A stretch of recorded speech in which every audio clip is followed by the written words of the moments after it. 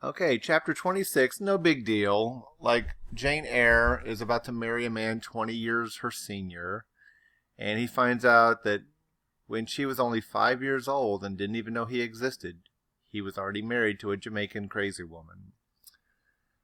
And of course, she throws caution to the wind and agrees to marry this man, and she's at the cusp of happiness, which she believes, and then bam, it's just taken away from her.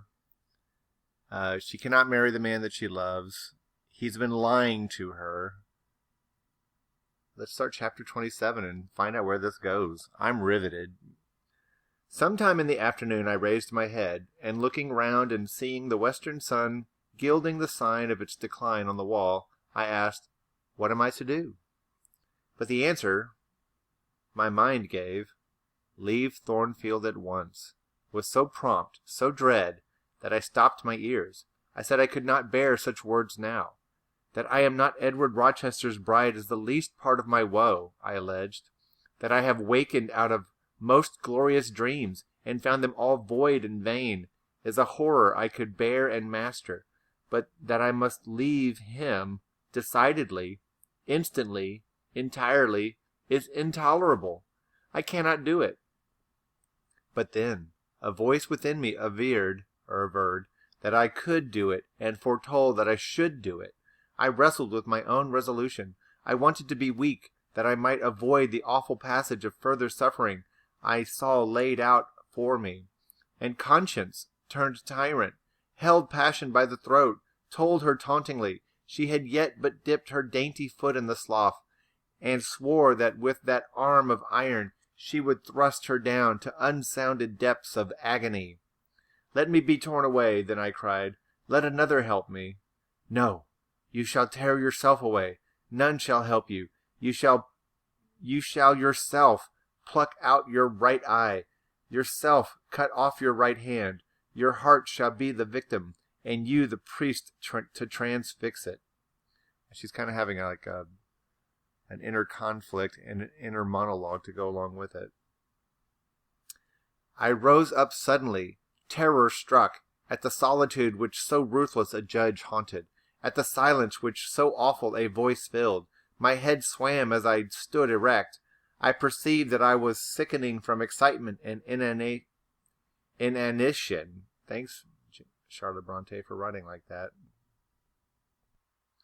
Neither meat nor drink had passed my lips that day, for I had taken no breakfast, and with a strange pang I now reflected that, long as I had been shut up here, no message had been sent to ask how I was, or to invite me to come down. Not even little Adele had tapped at the door. Not even Mrs. Fairfax had sought me. "Friends always forget those whom fortune forsakes," I murmured, as I undrew the bolt and passed out. I stumbled over an obstacle. My head was still dizzy, my sight was dim, and my limbs were feeble. I could not soon recover myself. I fell, but not onto the ground. An outstretched arm caught me. I looked up. I was supported by Mr. Rochester, who sat in a chair across my chamber threshold. "You come out at last," he said. "Well, I have been waiting for you long, and listening, yet not one movement have I heard, nor one sob. 5 minutes more of that death-like hush, and I should have forced the lock like a burglar. So you shun me. You shut yourself up and grieve alone. I would rather you had come and upbraided me with vehemence. You are passionate." Oh, there's that accusation again, but now it's from Rochester. "I expected a scene of some kind. I was prepared for the hot rain of tears, only I wanted them to be shed on my breast. Now a senseless floor has received them, or your drenched handkerchief. But I err. You have not wept at all. I see a white cheek and a faded eye, but no trace of tears. I suppose, then, your heart has been weeping blood?" "Well, Jane, not a word of reproach, nothing bitter, nothing poignant, nothing to cut a feeling or sting of passion. You sit quietly where I have placed you, and regard me with a weary, passive look. Jane, I never meant to wound you thus. If the man who had but one little ewe lamb that was dear to him as a daughter, that ate of his bread and drank of his cup, and lay in his bosom, had by some mistake slaughtered it at the shambles, he would not have rued his bloody blunder more than I now rue mine. Will you ever forgive me? Reader, I forgave him at the moment and on the spot. There was such deep remorse in his eye, such true pity in his tone, such manly energy in his manner, and besides, there was such unchanged love in his whole look and mien. I forgave him all, yet not in words, not outwardly, only at my heart's core. Wow, that's beautiful. She forgave him the moment he asked for it, but she just didn't tell him. You know I am a scoundrel, Jane. Ere long he inquired wistfully, wondering, I suppose, at my continued silence and tameness, the result rather of weakness than of will. Yes, sir. Then tell me so roundly and sharply. Don't spare me. I cannot. I am tired and sick. I want some water. He heaved a sort of shuddering sigh, and taking me in his arms, carried me downstairs. At first I did not know to what room he had borne me. All was cloudy to my glazed sight. Presently I felt the reviving warmth of a fire. For summer as it was, I had become icy cold in my chamber. He put wine to my lips. I tasted it and revived. Then I ate something he offered me, and was soon myself. I was in the library, sitting in his chair. He was quite near. If I could go out of life now, without too sharp a pang, it would be well for me, I thought. Then I should not have to make the effort of cracking my heartstrings and rending them from among Mr. Rochester's. I must leave him, it appears. I do not want to leave him. I cannot leave him. How are you now, Jane? Much better, sir. I shall be well soon. Taste the wine again, Jane. I obeyed him. Then he put the glass on the table, stood before me, and looked at me attentively. Suddenly he turned away, with an inarticulate exclamation, full of passionate emotion of some kind. He walked fast through the room and came back. He stooped towards me, as if to kiss me, but I remembered caresses were now forbidden. I turned my face away and put his aside. What? How is this? He exclaimed hastily. Oh, I know. You won't kiss the husband of Bertha Mason. You consider my arms filled and my embraces appropriated. At any rate, there is neither room nor claim for me, sir. Why, Jane? I will spare you the trouble of much talking. I will answer for you, because I have a wife already. You would reply, I guess rightly? Yes. If you think so, you must have a strange opinion of me. You must regard me as a plotting profligate. Wow. A base and low rake who has been simulating disinterested love in order to draw you into a snare deliberately laid, and strip you of honor and rob you of all self-respect. What do you say to that? I see you can say nothing in the first place. You are faint still, and have enough to do to draw your breath. In the second place, you cannot yet accustom yourself to accuse and revile me.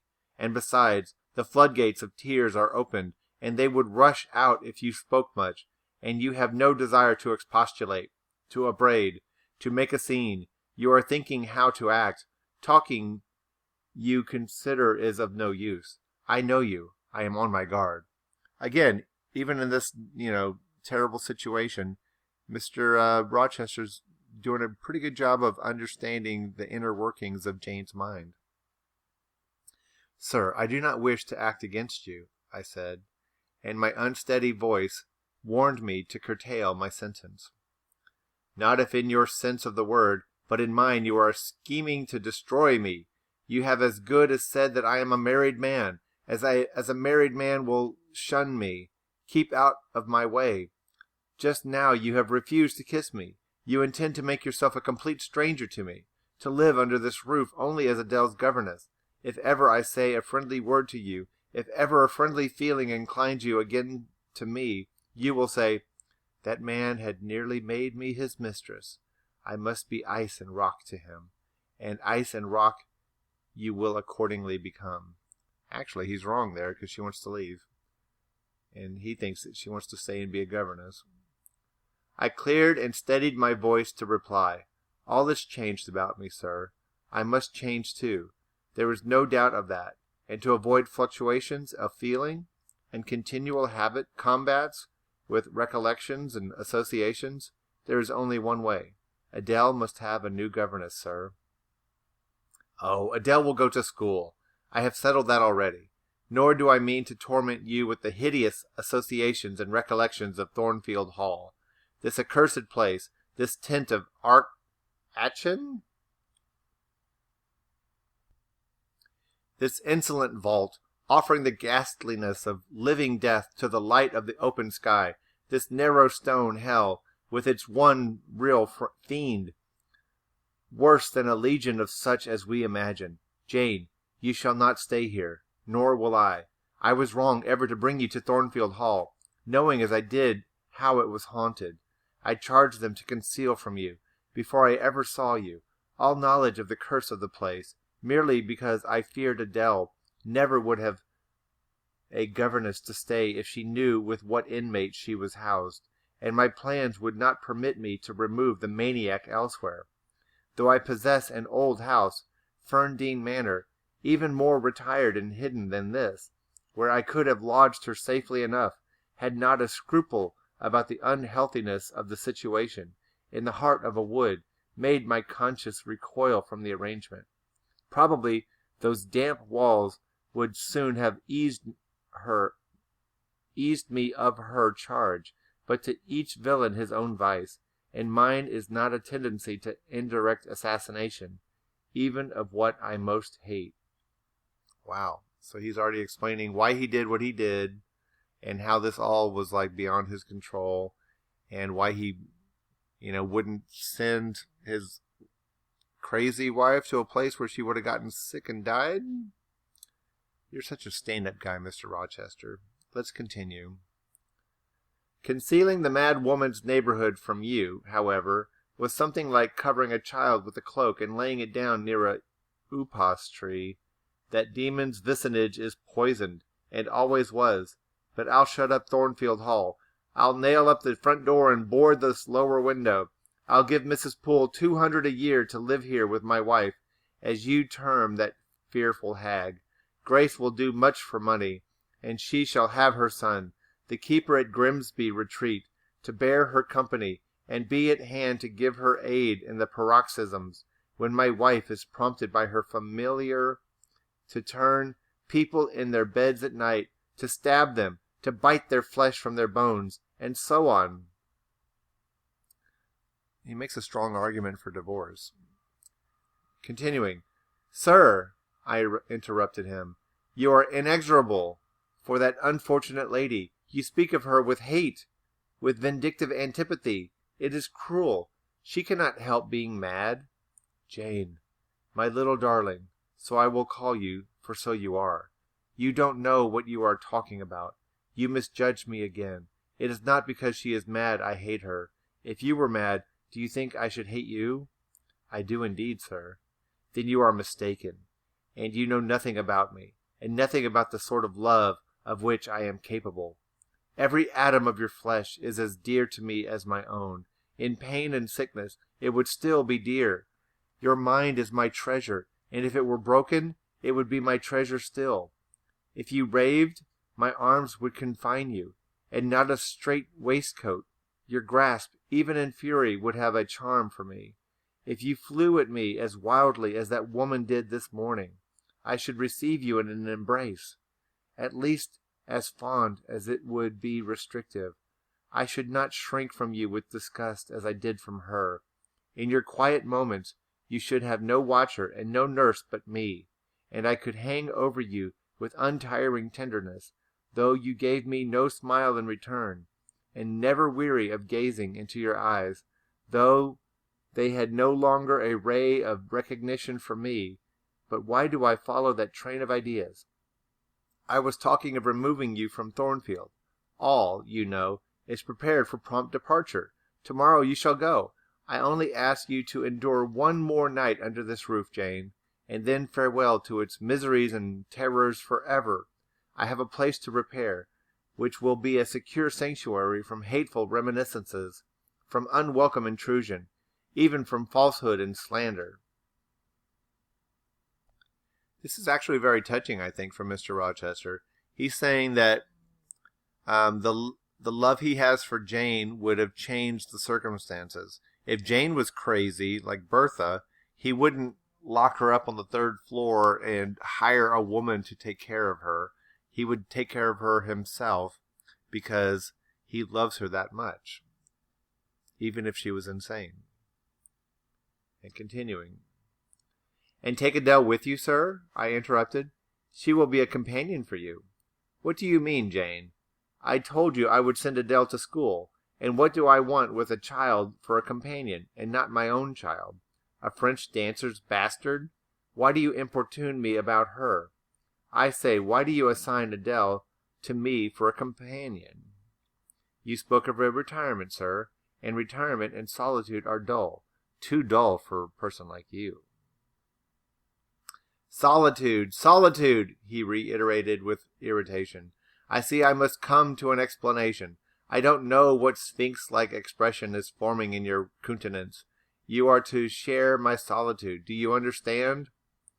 I shook my head. It required a degree of courage, excited as he was becoming, even to risk that mute sign of dissent. He had been walking fast about the room, and he stopped, as if suddenly rooted to one spot. He looked at me long and hard. I turned my eyes from him, fixed them on the fire, and tried to assume and maintain a quiet, collected aspect. Now for the hitch in Jane's character, he said at last, speaking more calmly than from his look I had expected him to speak. The reel of silk has run smoothly enough so far, but I always knew there would come a knot and a puzzle. Here it is. Now for vexation, and exasperation, and endless trouble. By God, I long to exert a fraction of Samson's strength and break the entanglement like tow. Okay, I'm going to assume that y'all know who Samson is. If not, look it up. He recommenced his walk, but soon again stopped, and this time just before me. Jane, will you hear reason? He stooped and approached his lips to my ear. Because if you won't, I'll try violence. His voice was hoarse, his look that of a man who is just about to burst an insufferable bond and plunge headlong into wild license. I saw that in another moment, and with one impetus of frenzy more, I should be able to do nothing with him. The present, the passing second of time, was all I had in which to control and restrain him. A movement of repulsion, flight, fear would have sealed my doom, and his. Wow, I think she's actually like thinking, wow, if I don't do something right now, he's going to like get physical. But I was not afraid, not in the least. I felt an inward power, a sense of influence, which supported me. The crisis was perilous, but not without its charm, such as the Indian, perhaps, feels when he slips over the rapid in his canoe. I took hold of his clenched hand, loosened the contorted fingers, and said to him soothingly, "Sit down. I'll talk to you as long as you like, and hear all you have to say, whether reasonable or unreasonable." Oh, she always knows what to say to Mr. Rochester. He sat down, but he did not get leave to speak directly. I had been struggling with tears for some time. I had taken great pains to repress them, because I knew he would not like to see me weep. Now, however, I considered it well to let him flow as freely and as long as they liked. If the flood annoyed him, so much the better. So I gave way and cried heartily. Wow, she's crying in front of him. Soon I heard him earnestly entreating me to be composed. I said I could not while he was in such a passion. But I am not angry, Jane. I only love you too well, and you had steeled your little pale face with such a resolute, frozen look. I could not endure it. Hush now, and wipe your eyes. His softened voice announced that he was subdued, so I, in my turn, became calm. Oh, are you telling me that the only reason she cried was to calm him down? That is such a woman's move. No offense to women, but wow, like she's like she's controlling him with her tears, and that is not a nice thing to do from the perspective of a man. Anywho, I'm going to continue. Then he would draw me to him. No. Jane, Jane, he said, in such an accent of bitter sadness, it thrilled along every nerve I had. You don't love me, then? It was only my station and the rank of my wife that you valued. He knows that's not true. Now that you think me disqualified to become your husband, you recoil from my touch as if I were some toad or ape. These words cut me, yet what could I do or say? I ought probably to have done or said nothing, but I was tortured by a sense of remorse at thus hurting his feelings. I could not control the wish to drop balm where I had wounded. Really, this whole passage is kind of like challenging the concept of marriage. It's like, okay, he's legally married to an insane woman, and like nobody in their right mind would deny him a divorce or an annulment and free him so that he might pursue some other person. And like the person that he's most suited for, Jane Eyre, who truly loves him and he loves her, he's not allowed to marry because of this institution called marriage, which doesn't make any sense at this particular situation because, you know, it's basically just a legal act that he can't get away from.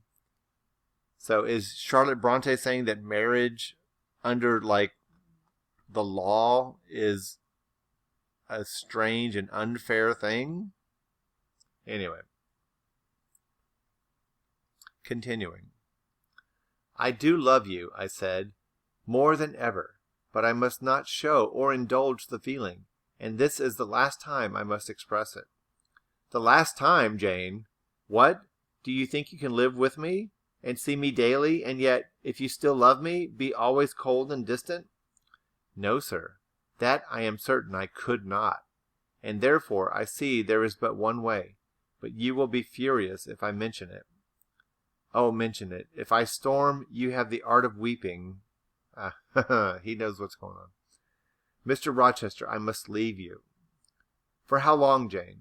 For a few minutes, while you smooth your hair, which is somewhat disheveled, and bathe your face, which looks feverish? I must leave Adele and Thornfield. I must part with you for my whole life. I must begin a new existence among strange faces and strange scenes. Of course. I told you you should. I pass over the madness about parting from me. You mean you must become a part of me. A part of me. As to the new existence, it is all right. You shall yet be my wife. I am not married. You shall be Mrs. Rochester, both virtually and nominally. I shall keep only to you so long as you and I live. You shall go to a place I have in the south of France, a whitewashed villa on the shores of the Mediterranean. There you shall live a happy and guarded and most innocent life. Never fear that I wish to lure you into error, to make you my mistress. Why did you shake your head? Jane, you must be reasonable, or in truth I shall again become frantic. His voice and hand quivered. His large nostrils dilated. His eye blazed. Still I dared to speak.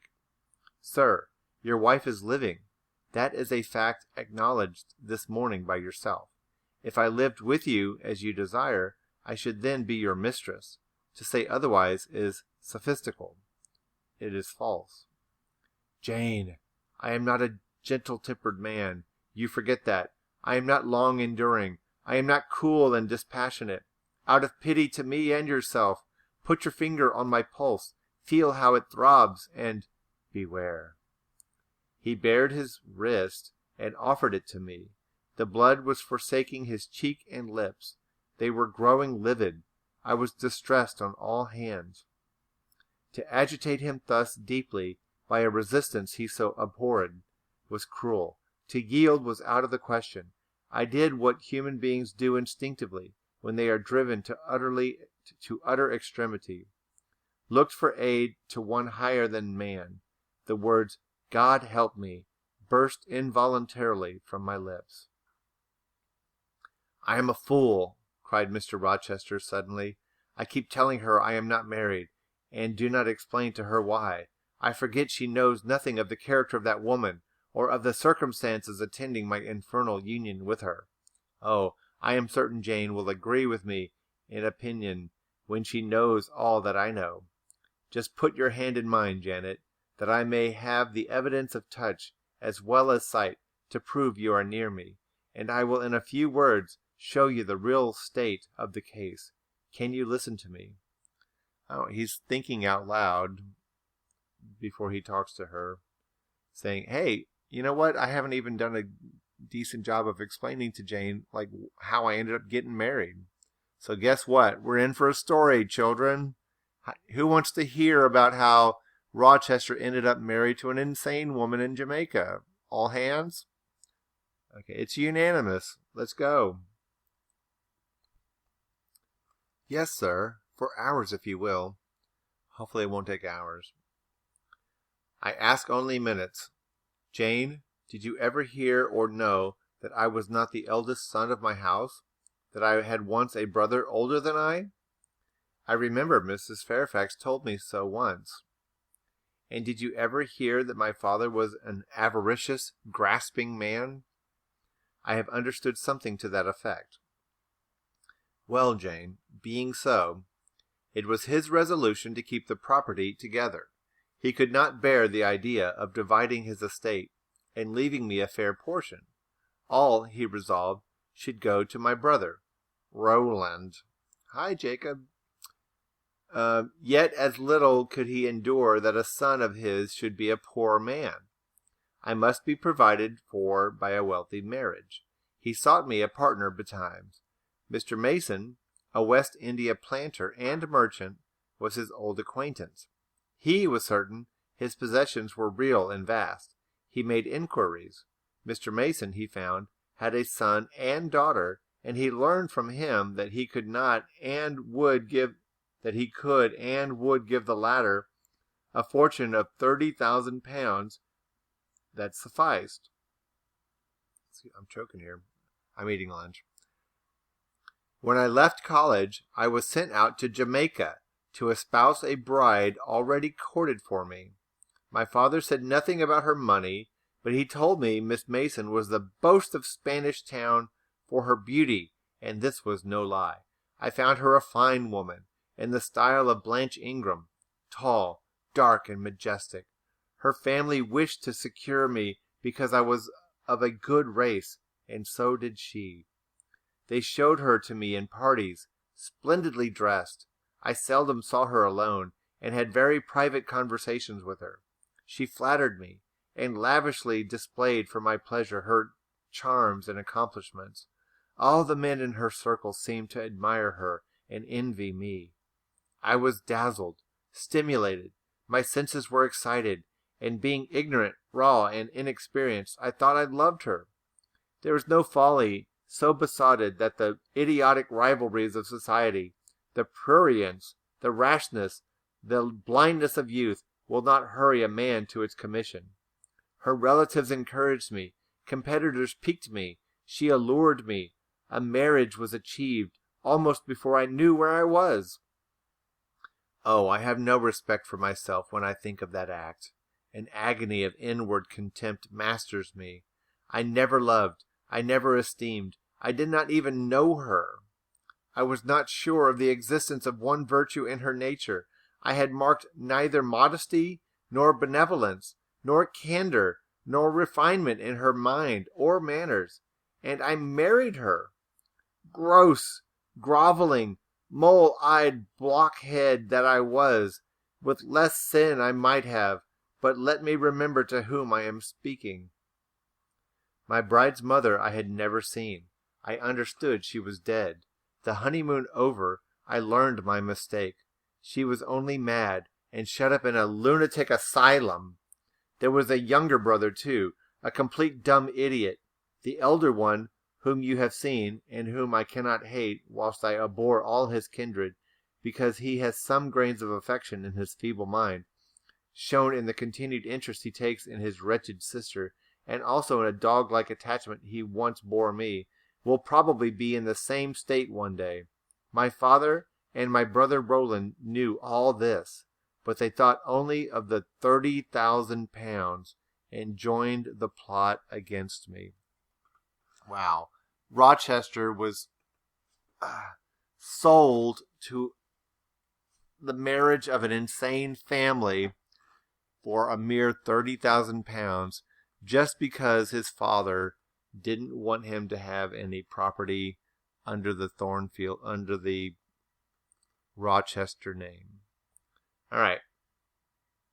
These were vile discoveries, but except for the treachery of concealment, I should have made them no subject of reproach to my wife. Even when I found her nature wholly alien to mine, her tastes obnoxious to me, her cast of mind common, low, narrow, and singularly incapable of being led to anything higher, expanded to anything larger, when I found that I could not pass a single evening, nor even a single hour of the day with her in comfort, that kindly conversation could not be sustained between us, because whatever topic I started immediately received from her a turn at once coarse and trite, perverse and imbecile. When I perceived that I should never be a quiet and settled household, because no servant would bear the continued outbreaks of her violent and unreasonable temper, or the vexations of her absurd, contradictory, exacting orders, even then I restrained myself. I eschewed upbraiding. I curtailed remonstrance. I tried to devour my repentance and disgust in secret. I repressed the deep antipathy I felt. Okay, in case y'all hadn't noticed it, by the way, like every time Jane uses the word antipathy, and just now when Rochester uses the word, okay, to us, in the modern definition, antipathy means not having any feeling. But the way that it's been used in this book very consistently is actually a very strong feeling of hatred or disrespect. It's like, it's a feeling that you do not like the thing that you're feeling antipathy for. Moving on. Jane, I will not trouble you with abominable details. Some strong words shall express what I have to say. I lived with that woman upstairs 4 years, and before that time she had tried me indeed. Her character ripened and developed with frightful rapidity. Her vices sprang up fast and rank. They were so strong, only cruelty could check them, and I would not use cruelty. What a pygmy intellect she had, and what giant propensities. How fearful were the curses those propensities entailed on me. Bertha Mason, the true daughter of an infamous mother, dragged me through all the hideous and degrading agonies which must attend a man bound to a wife at once intemperate and unchaste. That unchaste means she is not faithful.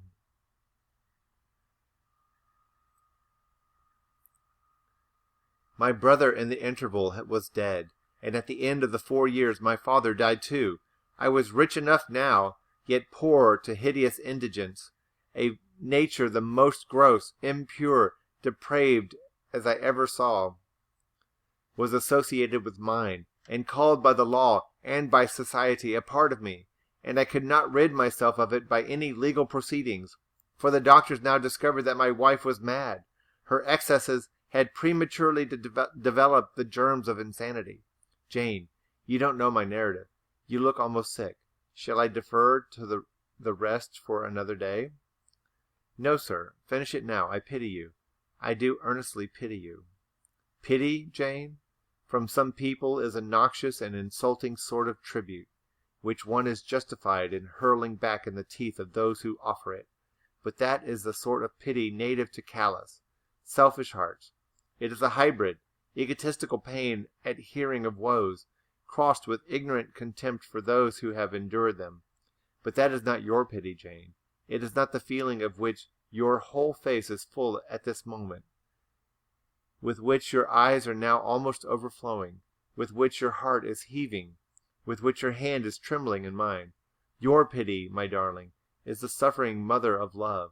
Its anguish is the very natal pain of the divine passion. I accept it, Jane. Let the daughter have free advent. My arms wait to receive her. Now, sir, proceed. What did you do when you found she was mad? Jane! I approached the verge of despair. A remnant of self-respect was all that intervened between me and the gulf. In the eyes of the world, I was doubtless covered with grimy dishonor, but I resolved to be clean in my own sight, and to the last I repudiated the contamination of her crimes, and wrenched myself from connection with her mental defects. Still, society associated my name and person with hers, and yet I saw her and heard her daily. Something of her breath, mixed with the air I breathed, and besides, I remembered I had once been her husband. That recollection was then, and is now, inexpressibly odious to me. Moreover, I knew that while she lived I could never be the husband of another and better wife, and though 5 years my senior, her family and her father had lied to me, even in the particular of her age. She was likely to live as long as I, being as robust in frame as she was infirm in mind. Thus, at the age of 26, I was hopeless. One night I had been awakened by her yells. Since the medical men had pronounced her mad, she had, of course, been shut up. It was a fiery West Indian night, one of the description that frequently precede the hurricanes of those climates. Being unable to sleep in bed, I got up and opened the window. The air was like sulphur steams. I could find no refreshment anywhere. Mosquitoes came buzzing in and hummed sullenly round the room. The sea, which I could hear from thence, rumbled dull like an earthquake. Black clouds were casting up over it. The moon was setting in the waves, broad and red, like a hot cannon-ball. She threw her last bloody glance over a world quivering with the ferment of tempest. I was physically influenced by the atmosphere and scene, and my ears were filled with the curses of the maniac still shrieked out, wherein she momentarily mingled my name with such a tone of demon hate, with such language. No professed harlot ever had a fouler language than she. Though 2 rooms off, I heard every word, the thin partitions of the West India house opposing but slight obstruction to her wolfish cries. This life, said I at last, is hell. This is the air. Those are the sounds of the bottomless pit. I have a right to deliver myself from it if I can. The sufferings of this mortal state will leave me with a heavy flesh that now cumbers my soul. For the fanatic's burning eternity, I have no fear. There is not a future state worse than this present one. Let me break away and go home to God. I said this whilst I knelt down and unlocked a trunk which contained a brace of loaded pistols. I mean to shoot myself. I only entertained the intention for a moment, for, not being insane, the crisis of exquisite and unalloyed despair which had originated the wish and design of self-destruction was past in a second. A wind, fresh from Europe, blew over the ocean and rushed through the open casement.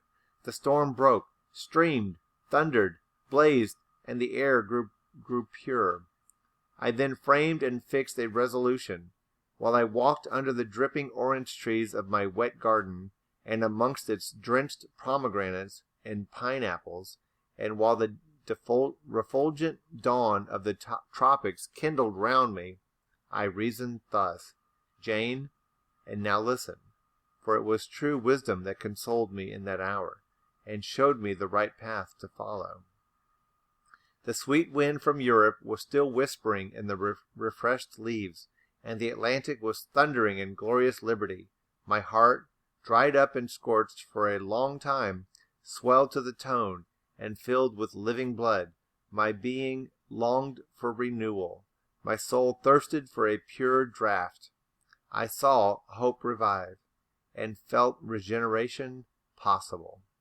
From a flowery arch at the bottom of my garden, I gazed over the sea, bluer than the sky. The old world was beyond. Clear prospects opened thus. Go, said Hope, and live again in Europe.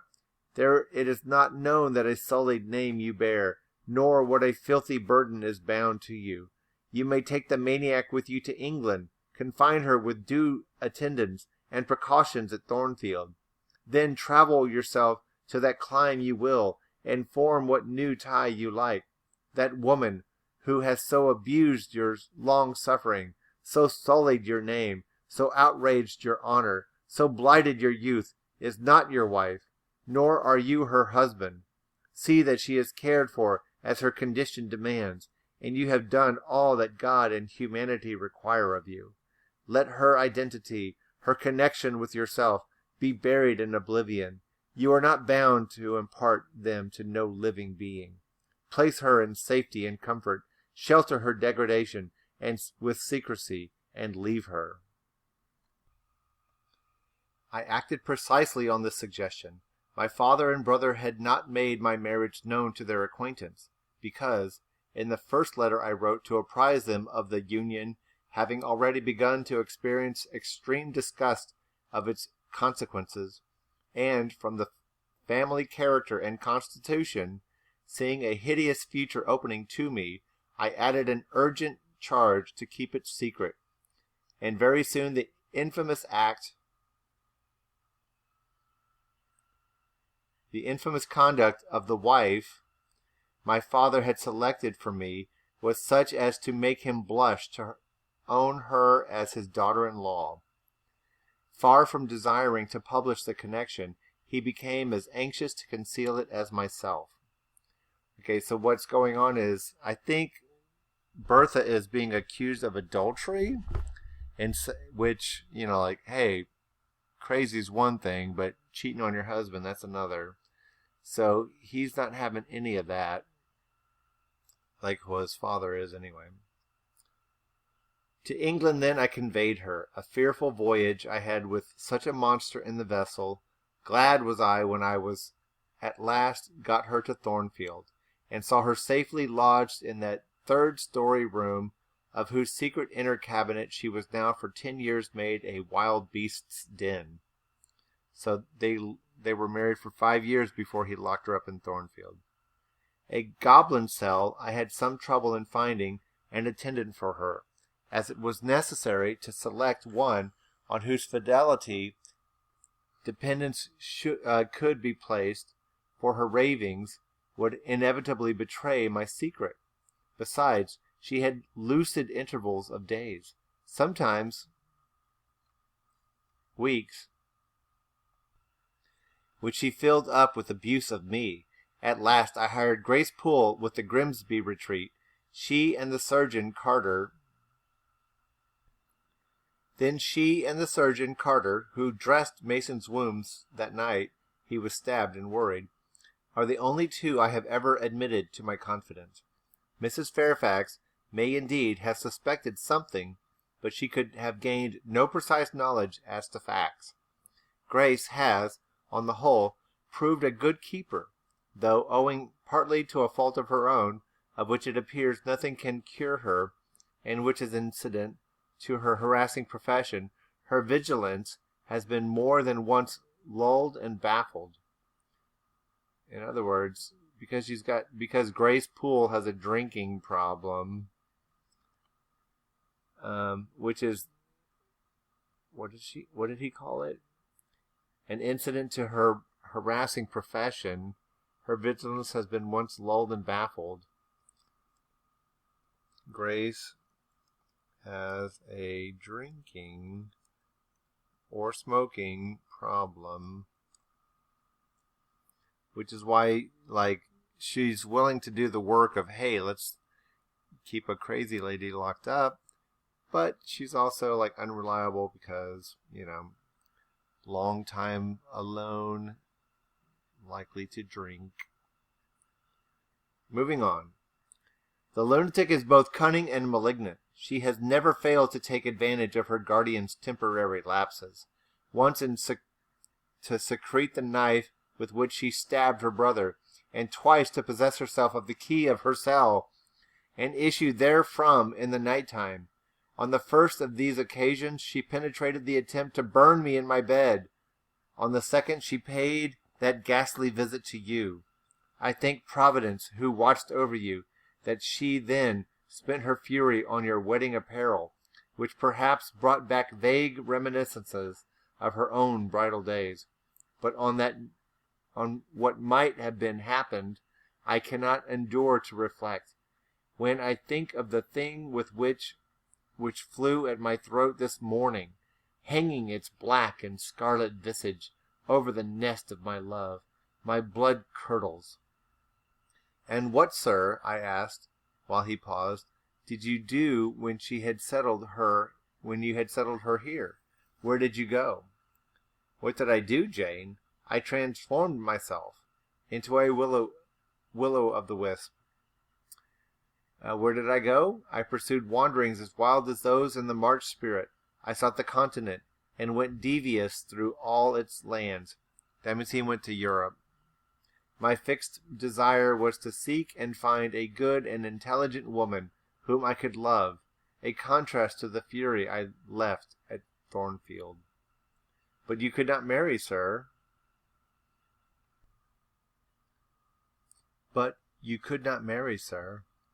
I had determined and was convinced that I could and ought.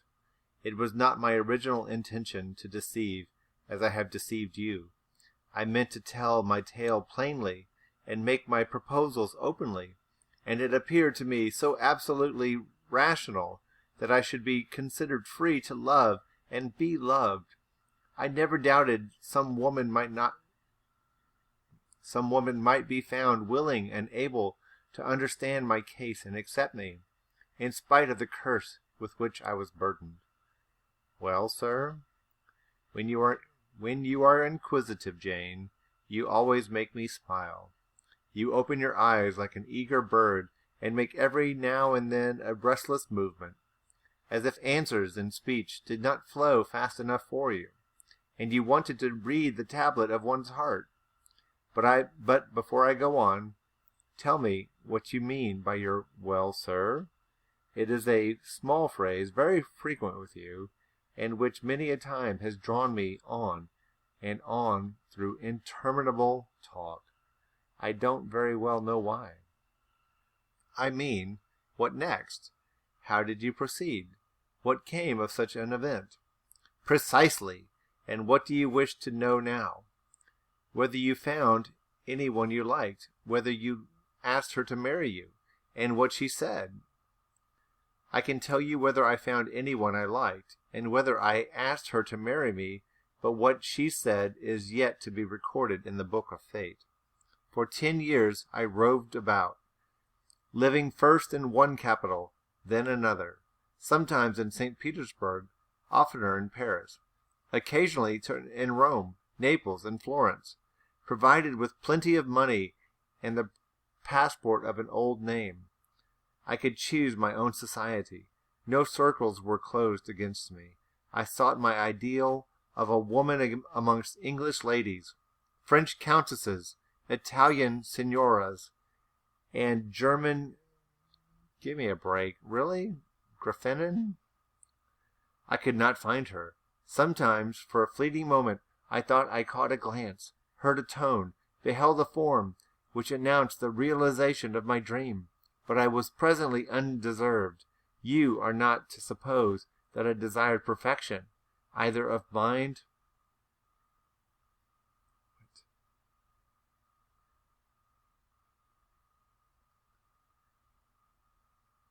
What page are we on? You are not to suppose that I desired perfection, either of mind or person. I longed only for what suited me, for the antipodes of the Creole, and I longed vainly. Amongst them all I found not one whom, had I been ever so free, I, warned as I was of the risks, the horrors, the loathings of incongruous unions, would have asked to marry me. Disappointment made me reckless. I tried dissipation, never debauchery. That I hated and hate. That was my Indian Messalina's attribute. Rooted disgust at it, and her restrained me much, even in pleasure. Any enjoyment that bordered on riot seemed to approach me to her and her vices, and I eschewed it. That was my Indian Messalina's attribute. Rooted disgust at it and her restrained me much, even in pleasure. Any enjoyment that bordered on not on riot seemed to approach me to her and her vices, and I eschewed it. Yet I could not live alone, so I tried the companionship of mistresses. The first I chose was Céline Varennes, another of those steps which make a man spurn himself when he recalls them. You already know what she was, and how my liaison with her terminated. She had two successors, an Italian, Giacinta, and a German, Clara, both considered singularly handsome. What was their beauty to me in a few weeks? Giacinta was unprincipled and violent. I tired of her in 3 months. Clara was honest and quiet, but heavy, mindless, and unimpressible. Not one whit to my taste. I was glad to give her a sufficient sum to set her up in a good line of business, and so get decently rid of her.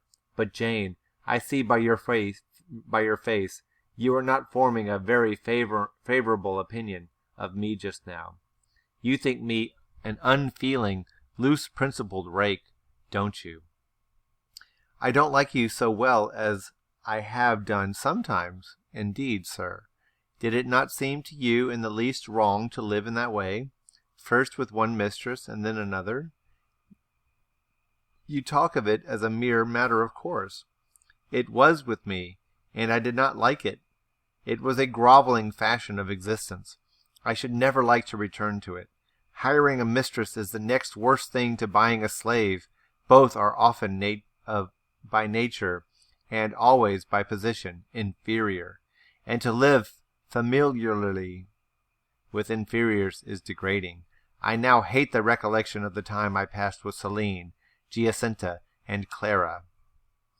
I felt the truth of these words, and I drew from them the certain inference, that if I were so far to forget myself and all the teaching that had ever been instilled into me as, under any pretext, with any justification, through any temptation, to become the successor of these poor girls, he would one day regard me with the same feeling which now in his mind desecrated their memory. I did not give utterance to this conviction. It was enough to feel it. I impressed it on my heart, that it might remain there to serve me as aid in the time of trial. Okay, so like Jane is the intellectual that he had been seeking all his life. And he finally found her and went all the way to, engagement and all the way to the altar to marry her, only to have that taken away from him. I do feel sorry for Rochester. He has a noble heart, and he was just put in a very difficult situation. Now, Jane, why don't you say, well, sir, I have not done? I have not done? That's a weird way to talk. You are looking grave. You disapprove of me still, I see. But let me come to the point. Last January, rid of all mistresses, in a harsh, bitter frame of mind, the result of a useless, roving, lonely life, corroded with disappointment, sourly disposed against all men, and especially against all womankind, for I began to regard the notion of an intellectual, faithful, loving woman as a mere dream.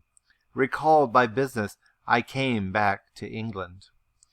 On a frosty winter afternoon, I rode in sight of Thornfield Hall, a horrid spot. I expected no peace, no pleasure there. On a stile in Hay Lane, I saw a quiet little figure sitting by itself. I passed it as negligently as I did the pollard willow opposite to it. I had no presentiment of what it would be to me, no inward warning that the arbitress of my life, my genius for good or evil, waited there in humble guise. I did not know it, even when, on the occasion of Miss accident, it came up and gravely offered me help. Childish and slender creature, it seemed as if A linnet had hopped to my foot and proposed to bear me on its tiny wing. I was surly, but the thing would not go. It stood by me with strange perseverance, and looked and spoke with a sort of authority. I must be aided, and by that hand, and aided I was. When once I had pressed the frail shoulder, something new, a fresh sap and sense, stole into my frame. It was well I had learnt that this elf must return to me, that it belonged to my house down below, or I could not have felt it pass away from under my hand, and seen it vanish behind the dim hedge, without singular regret. I heard you come home that night, Jane, though probably you were not aware that I thought of you or watched for you. The next day I observed you, myself unseen, for half an hour, while you played with Adele in the gallery. It was a snowy day, I recollect, and you could not go out of doors. I was in my room. The door was ajar. I could both listen and watch. Adele claimed your outward attention for a while, yet I fancied your thoughts were elsewhere. But you were very patient with her, my little Jane. You talked to her and amused her a long time. When at last she left you, you lapsed at once into deep reverie. You betook yourself slowly to pace the gallery. Now and then, in passing a casement, you glanced out at the thick falling snow. You listened to the sobbing wind, and again you paced gently on and dreamed. I think those day visions were not dark. There was a pleasurable illumination in your eye occasionally, a soft excitement in your aspect, which told you of no bitter, bilious, hypochondriac brooding. You looked revealed rather the sweet musings of youth when its spirit follows on willing wings to flight of hope up and on to an ideal heaven. The voice of Mrs. Fairfax, speaking to a servant in the hall, wakened you, and how curiously you smiled too and at yourself, Janet. There was much sense in your smile. It was very shrewd, and seemed to make light of your abstraction. It seemed to say, my fine visions are all very well, but I must not forget they are absolutely unreal. I have a rosy sky and a green, flowery Eden in my brain, but without, I am perfectly aware, lies at my feet a rough tract to travel, and around me gather black tempests to encounter. You ran downstairs and demanded of Mrs. Fairfax some occupation, the weekly house accounts to make up, or something of that sort, I think it was. I was vexed with you for getting out of my sight.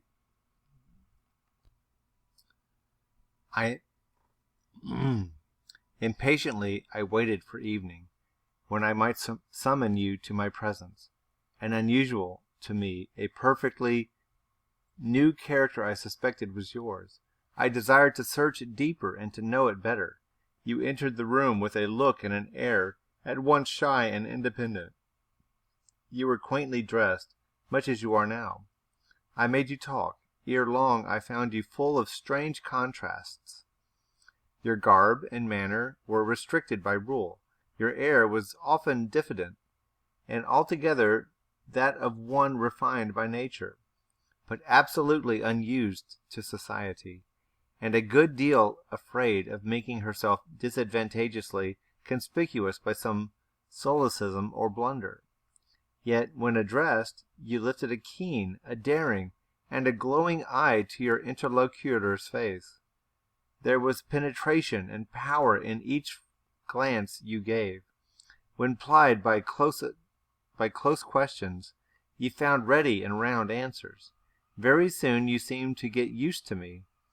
I believe you felt the existence of sympathy between you and your grim and cross master, Jane, for it was astonishing to see how quickly a certain presence tranquilized your manner.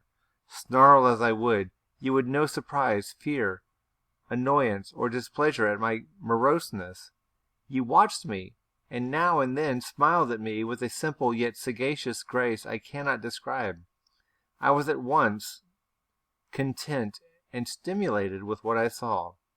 I liked what I had seen, and wished to see more. Yet for a long time I treated you distantly, and sought your company rarely. I was an intellectual epicure, and wished to prolong the gratification of making this novel and piquant acquaintance. Besides, I was for a while troubled with a haunting fear that I handled the flower freely, its bloom would fade. The sweet charm of freshness would leave it. I did not then know that it was no transitory blossom, but rather the radiant resemblance of one cut in an indestructible gem. Moreover, I wished to see whether you would seek me if I shunned you. But you did not. You kept in the schoolroom as still as your own desk and easel. If by chance I met you, you passed me as soon, and with as little token of recognition, as was consistent with respect. Your habitual expression in those days, Jane, was a thoughtful look, not despondent, for you were not sickly, but not buoyant, for you had little hope, and no actual pleasure. I wondered what you thought of me, or if you ever thought of me, and resolved to find this out. I resumed my notice of you. There was something glad in your glance, and genial in your manner, and when you conversed, I saw you had a social heart. It was the silent schoolroom, it was the tedium of your life, that made you mournful. I permitted myself the delight of being kind to you. Kindness stirred emotion soon. Your face became soft in expression, your tones gentle. I liked my name pronounced by your lips in a grateful, happy accent. I used to enjoy a chance meeting with you, Jane, at this time. There was a curious hesitation in your manner. You glanced at me with a slight trouble, a hovering doubt. You did not know what my caprice might be, whether I was going to play the master and be stern, or the friend and be benignant. I was now too fond of you often to simulate the first whim, and when I stretched out my hand cordially, such bloom and light and bliss rose to your young, wistful features, I had much ado often to avoid straining you then and there to my heart. "Don't talk any more of those days, sir," I interrupted, furtively dashing away some tears from my eyes. His language was torture to me, for I knew what I must do, and do soon, and all these reminiscences and these revelations of these feelings only made my work more difficult. "No, Jane," he returned. "What necessity is there to dwell on the past, when the present is so much surer, the future so much brighter?" I shuddered to hear the infatuated assertion. "You see now how the case stands, do you not?"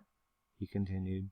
"After a youth and manhood passed half in unutterable misery and half in dreary solitude, I have for the first time found what I can truly love. I have found you.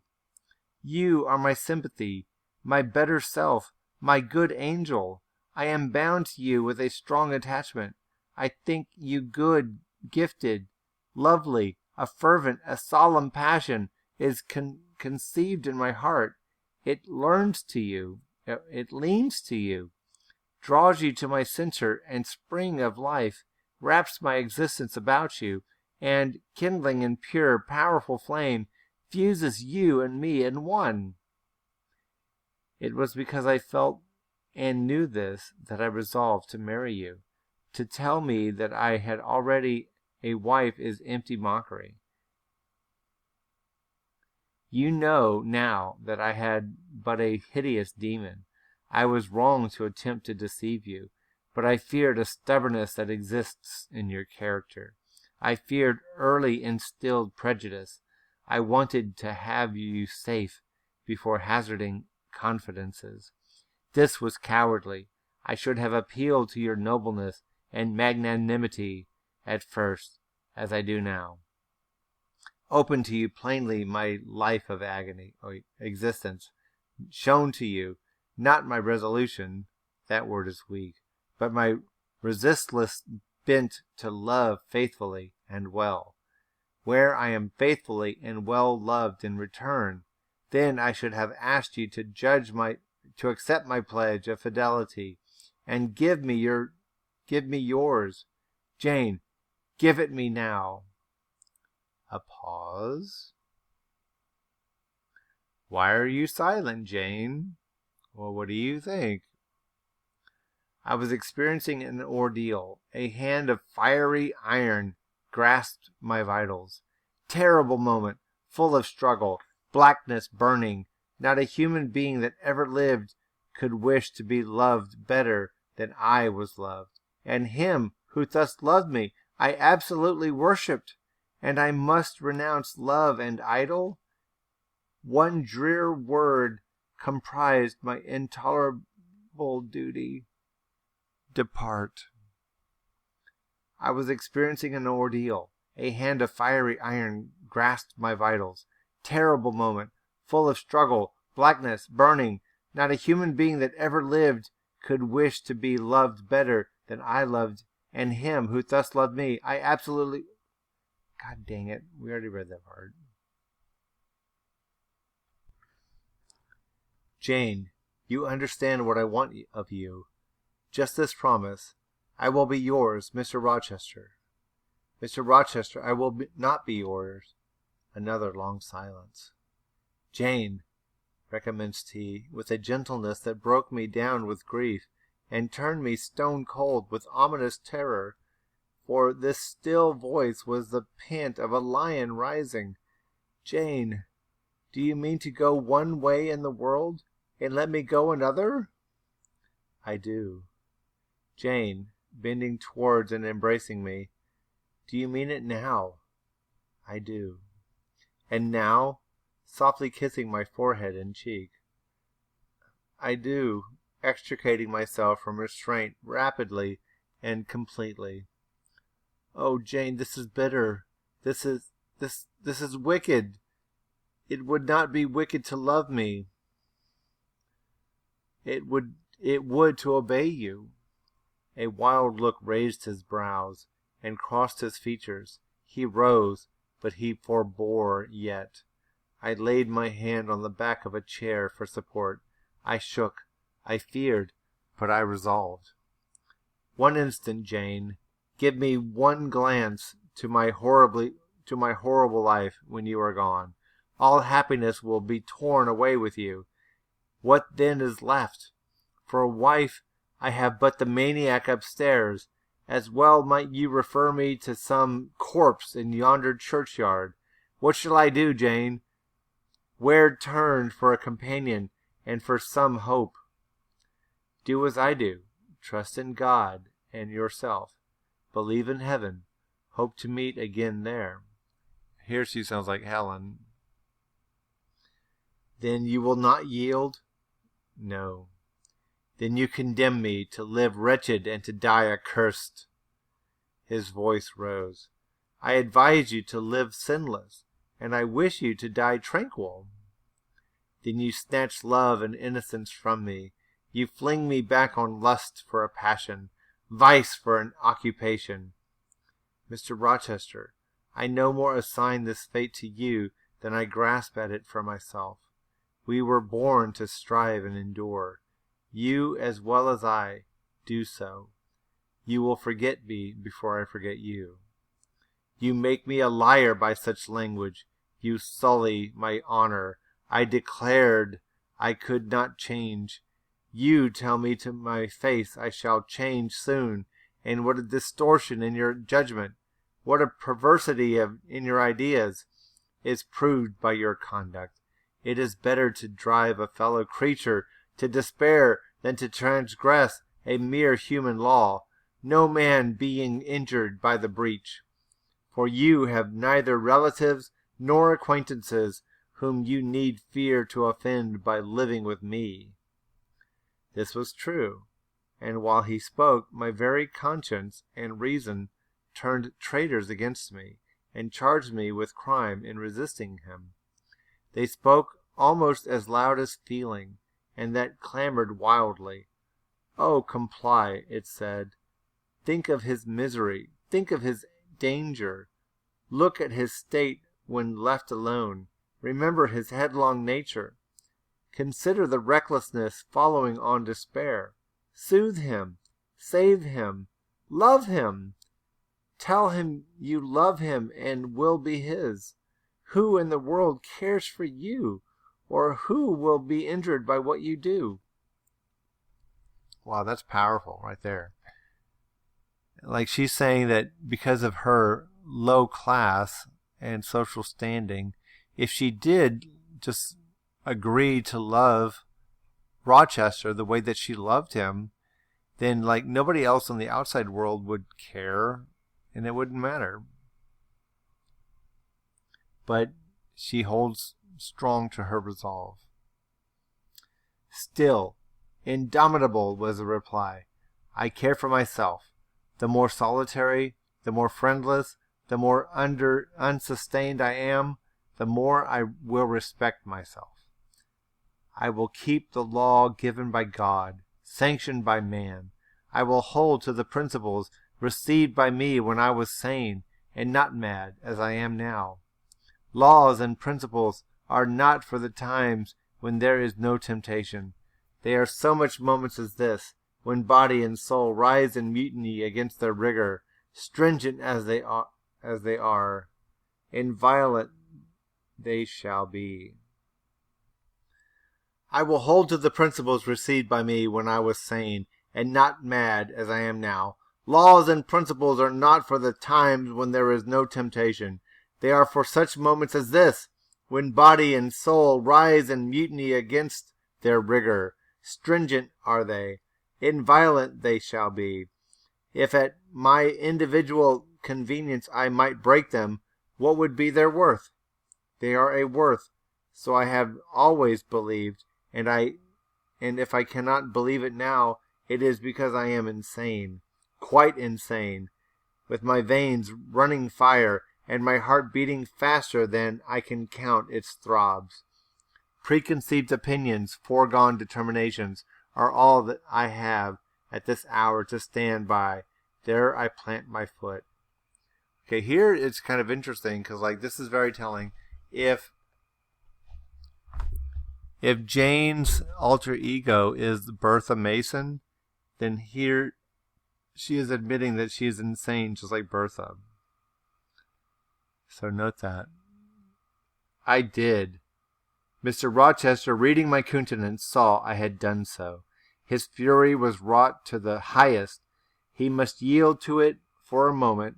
Whatever followed, he crossed the floor and seized my arm and grasped my waist. He seemed to devour me with his flaming glance. Physically, I felt at the moment powerless, as stubble exposed to the draft and glow of a furnace. Mentally, I still possessed my soul, and with it the certainty of ultimate safety. The soul, fortunately, has an interpreter, often an unconscious but still a truthful interpreter, in the eye. My eye rose to his, and while I looked in his fierce face, I gave an involuntary sigh. His gripe was painful, and my overtaxed strength almost exhausted. Never, said he, as he ground his teeth, never was anything at once so frail and so indomitable. Again there's a paradox, a mere reed she feels in my hand, and he shook me with the force of his hold. I could bend her with my finger and thumb, and what good would it do if I bent, if I uptore, if I crushed her? Consider that eye, consider the resolute, wild, free thing looking out of it, defying me, with more than courage, with a stern triumph. Whatever I do with its cage, I cannot get at it. The savage, beautiful creature, if I tear, if I rend the slight prison, my outrage will only let the captive loose. Conqueror I might be of the house, but the inmate would escape to heaven before I could call myself possessor of its clay dwelling place. And it is you, spirit, with will and energy and virtue and purity that I want, not alone your brittle frame. Of yourself you could come with soft flight and nestle against my heart. If you would seize against your will, you will elude the grasp of an essence. You will vanish ere I inhale your fragrance. Oh, come, Jane, come. As he said this, he released me from his clutch and only looked at me. The look was far worse to resist than the frantic strain. Only an idiot, however, would have succumbed now. I had dared and baffled his fury. I must elude his sorrow. I retired to the door. You are going, Jane? I am going, sir. You are leaving me? Yes. You will not come? You will not be my comforter, my rescuer, my deep love, my wild woe, my frantic prayer? Are all nothing to you? What unutterable pathos was in his voice. How hard it was to reiterate firmly, I am going. Jane! Mr. Rochester. Withdraw, then. I consent. But remember, you leave me here in anguish. Go up to your own room. Think over all I have said, and, Jane, cast a glance on my sufferings. Think of me. He turned away. He threw himself on his face on the sofa. Oh, Jane, my hope, my love, my life, broke in anguish from his lips. Then came a deep, strong sob. I had already gained the door, but, reader, I walked back as determinedly as I had retreated. I knelt down by him. I turned his face from the cushion to me. I kissed his cheek. I smoothed his hair with my hand. God bless you, my dear master, I said. God keep you from harm and wrong, direct you, solace you, reward you well for the past kindness to me. Little Jane's love would have been my best reward, he answered. Without it, my heart is broken. But Jane will give me her love, yes, nobly, generously. Up the blood rushed to his face. Forth flashed the fire from his eyes. Erect he sprang. He held his arms out, but I evaded the embrace, and at once quitted the room. Farewell was the cry of my heart as I left him. Despair added, farewell forever. ... That night I never thought to sleep, but a slumber fell on me as soon as I lay down in bed. I was transported in thought to the scenes of childhood. I dreamt I lay in the red room at Gateshead, that the night was dark and my mind impressed with strange fears. The light that long ago recalled in this vision seemed glidingly to mount the wall and tremblingly to pause in the center of the obscured ceiling. I lifted up my head to look. The roof resolved to clouds, high and dim. The gleam was such as the moon imparts to vapors she is about to sever. I watched her come, watched with the strangest anticipation, as though some word of doom were to be written on her disk. She broke forth, as never moon yet burst from cloud. A hand first penetrated the sable folds and waved them away. Then, not a moon, but a white human form shone in the azure, inclining a glorious brow earthward. It gazed and gazed on me. It spoke to my spirit. Immeasurably distant was the tone, yet so near. It whispered in my heart, my daughter, flee temptation. Mother, I will. So I answered after I had waked from the trance-like dream. It was yet night, but July nights are short. Soon after midnight, dawn comes. It cannot be too early to commence the task I have to fulfill, thought I. I rose. I was dressed, for I had taken off nothing but my shoes. I knew where to find in my drawers some linen, a locket, a ring. In seeking these articles, I encountered the beads of a pearl necklace Mr. Rochester had forced me to accept a few days ago. I left that. It was not mine. It was the visionary bride who had melted in Eyre. The other articles I made up in a parcel. My purse, containing 20 shillings, it was all I had, I put in my pocket. I tied on my straw bonnet, pinned my shawl, took the parcel and my slippers, which I would not put on yet, and stole from my room. "Farewell, kind Mrs. Fairfax," I whispered, as I glided past her door. "Farewell, my darling Adele," I said, as I glanced towards the nursery. No thought could be admitted of entering to embrace her. I had to deceive a fine ear. For aught I knew, it might now be listening. I would have got past Mr. Rochester's chamber without a pause, but my heart momentarily stopping its beat at that threshold, my foot was forced to stop also. No sleep was there. The inmate was walking restlessly from wall to wall, and again he sighed while I listened. There was a heaven, a temporary heaven, in this room for me. If I chose, I had but to go in and to say,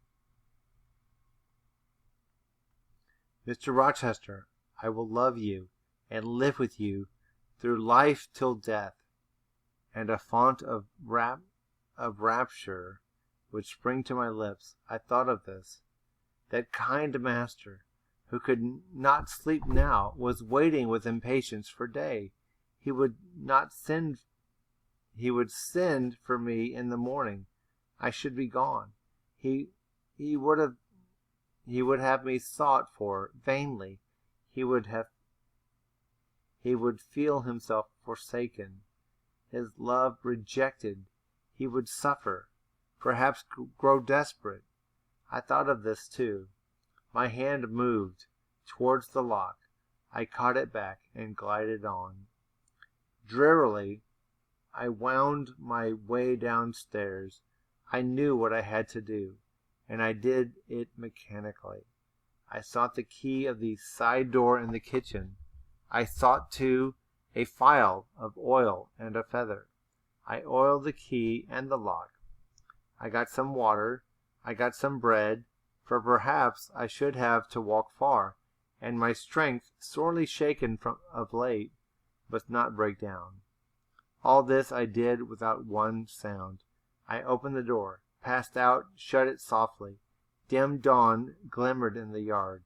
The great gates were closed and locked, but a wicket in one of them was only latched. Through that I departed. It too I shut, and now I was out of Thornfield. A mile off, beyond the fields, lay a road which stretched in the contrary direction to Millcote. A road I had never travelled, but often noticed and wondered where it led. Thither I bent my steps. No reflection was to be allowed now. Not one glance was to be cast back, not even one forward. Not one thought was to be given either to the past or the future. The first was a page so heavenly sweet, so deadly sad, that to read one line of it would dissolve my courage and break down my energy. The last was an awful blank, something like the world when the deluge was gone by. I skirted fields and hedges and lanes till after sunrise. I believe it was a lovely summer morning. I know my shoes, which I had put on when I left the house, were soon wet with dew, but I looked neither to the rising sun nor smiling sky, nor wakening nature. He who is taken out to pass through a fair scene to the scaffold thinks not of the flowers that smile on his road, but of the block and axe edge, of the disseverment of bone and vein, of the grave gaping at the end. And I thought of drear flight and homeless wandering, and oh, with agony I thought of what I left. I could not help it. I thought of him now, in his room, watching the sunrise, hoping I should soon come to say I would stay with him and be his. I longed to be his. I panted to return. It was not too late. I could yet spare him the bitter pang of bereavement, and yet my fight, I was sure, was undiscovered. I could go back and be his comforter, his pride, his redeemer from abandonment. How it goaded me! It was a barbed arrowhead in my breast. It tore me